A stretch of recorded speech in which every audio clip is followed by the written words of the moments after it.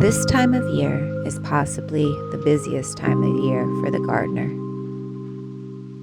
Right now, my indoor grow shelves are just brimming with trays of seedlings destined for the garden.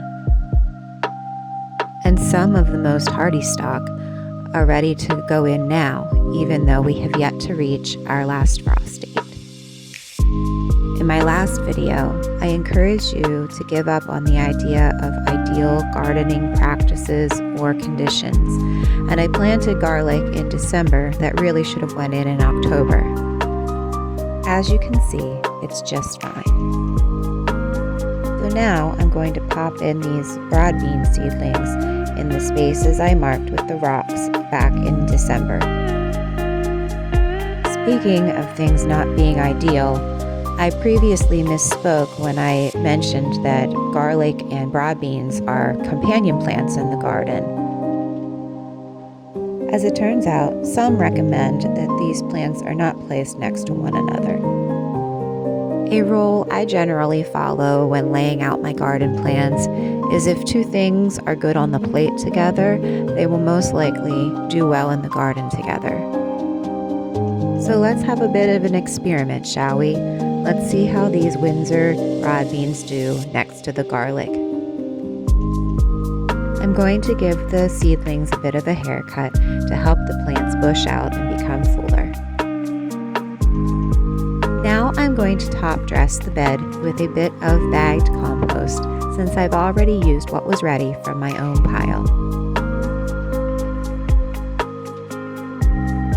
Seeing the garlic sprouts and tucking in these freshly planted seedlings makes it feel like a new gardening season is actually beginning.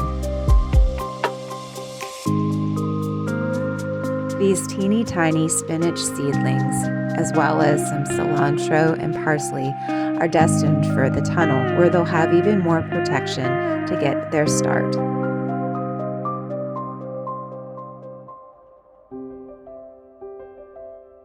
I'll also be spreading some lettuce and greens seeds into the tunnel so we can get an early start on those salads.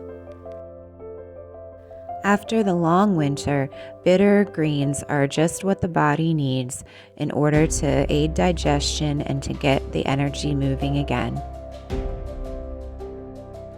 Here I simply sprinkled the seeds into a little trough that I made and then teased the dirt back together over top. Speaking of spring salads, they wouldn't be complete without some little green onions dipped in salt. These little clumps of scallion seedlings look like tiny little hairs sticking up from between the spinach plants. With the added protection of the tunnel, we should be bringing in these spring flavors to our table in no time. The sun is shining, the birds are chirping, and the water glistens in the sunlight. I couldn't ask for a more beautiful day in the garden. I think that the process of connecting with the earth and co-creating with her is just as beneficial as the products that come from it. And the plants that we grow for their beauty are no less valuable than those we grow for food. So in spring, I also devote a good chunk of time to caring for the ornamental beds. In addition to clearing out leaves and other winter debris from the beds, I also divide my perennials to give them some new life. As clumping varieties mature, they tend to leave a dead spot in the middle. You can kind of see the half moon shape here of this stachys or lamb's ear. Plants like these are pretty tough, so simply loosen the roots and pull them apart with your hands. Chunks can be potted up to share with friends or to add to other parts of your garden to fill them out a little bit more. I added some soil to these pots of lamb's ear and then placed them in my pond to give them a little bit of a watering while I figured out what to do with them.